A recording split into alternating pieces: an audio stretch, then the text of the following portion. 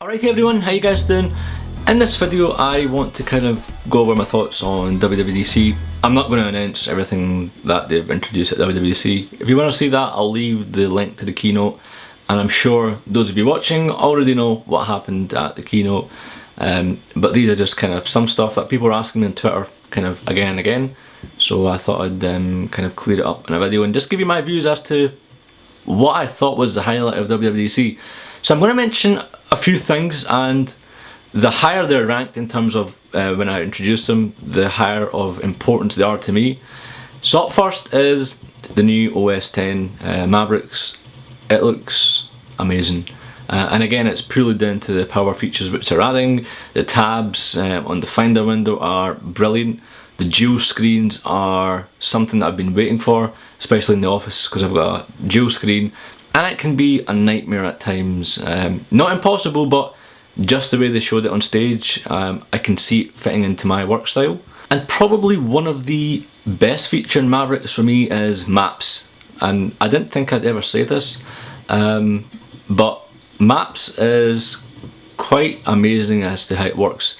So how many times have you're planning a trip somewhere, you want to go, you're on your Mac or your PC, for all two of you watching this video, you're looking up addresses, you put the postcode in, and then you've got to print it out, or then when you're on the road you're having to repeat the same thing on Google Maps or in Google. Now you can just send across everything onto your iPhone there and then, which is going to save time, hassle. I think it's brilliant. There's way too many features that I love about Mavericks, and it's one of my favourite highlights of the show. You know, the fast email, the smooth scrolling across emails. There's a lot of things I can talk about, but I want to keep it to a minimum. Moving on to the Mac Pro. Even although I'm probably never going to get one, I thought it was a great 9 minutes of showcase towards the Pro users. I'm not sure if that was one of those things where they added last minute. You know, Apple are not ones for giving sneak peeks and so on, but I think the uproar amongst the Pro community, I think that really did push them to kind of reveal something. And I must say, the Mac Pro looks amazing. I know there's mixed feelings right now, and I don't want to say yes or no, or do I think what they've done is right. Because with Apple, what tends to happen is they don't reveal everything. So once the machine is launched, when people tear down, like iFixit tear down machines and Ars Technica, when they come to the nitty gritty of the processors, the expandability, the features. So Apple always has these kind of hidden treats. So you can't really make a judgment on it. From what it looks, you know, no internal expansion, which is kind of what pros have always been used to. And you know, this image is what Apple portrayed back in the day. They showed a Dell PC versus the iMac, and it's a bit ironic that the pro level users are going to have to go back to wires, because of course there's no internal expansion. You're going to be adding more drives via Thunderbolt and USB, and for those of you guys who don't know, pros are always, you know, looking to get the latest and greatest stuff to make a profit. You know, time is money, so they always require the latest and greatest stuff. Yes, the Mac Pro looks like a dustbin, or you know, whatever you want to call it, a trash can, garbage, blah blah blah. But I don't really want to say much other than I'm happy that Apple have finally come to the senses and cleared up the pro stuff that they still care about it, and they've done it in a way where they've just, you know, redefined the whole kind of design, the forward thinking. So let's see come October, November, when this bad boy is released, some of the chips, the internal chipsets, the Xenon processors, the dual graphics. From what it is, it looks pretty beastly, and I'm sure they had some workshops over the course of the WWDC week where they're going to be showing off the Mac Pro and how it's been used by Pixar in one of their latest films. So again, even though I'm not going to get one, I'm happy that this happened at WWDC. Next up, iOS 7. It looks absolutely phenomenal from the way they demoed it. Now I know there's been a lot of people saying that Apple have copied Android.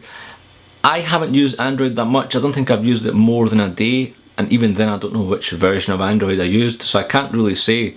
But it looks good in the sense that I always kind of like the design of Windows Mobile. You know, their fonts, the tiling system. And to me, some of the fonts that Apple have used for iOS 7 kind of are same. And I like that. I like that, you know, the multitasking has been improved greatly. And they've just, it's not under the hood kind of operation. You can really see that it's been finally polished off. That said, some of the icons do look childish, and I don't know who designed the Safari icon, because it just looks absolutely horrible. But whatever they've kind of featured and demoed, you know, the new features of iOS 7, you know, the fact that apps update themselves automatically, just making it more easier for the user. They're long overdue, and I'm glad that it's happening. But I don't get why they just couldn't give us the actual final build as of WWDC on the 10th of June, and why we're having to wait out. It's not as if they've been busy for the past 6 or 7 months because they've not had any events. So it's a shame that whatever the majority of stuff they've showcased on stage isn't going to be available till the fall of this year. So I wish iOS 7 was one of those things where they just release it there and then. And word of warning for those of you who are looking to install the first developer builds of iOS 7, don't. There's quite a few people who kind of do this stuff where they download these software builds, betas, to try them out. And most of the feedback that I'm hearing is don't do it. Reports of phones getting hot.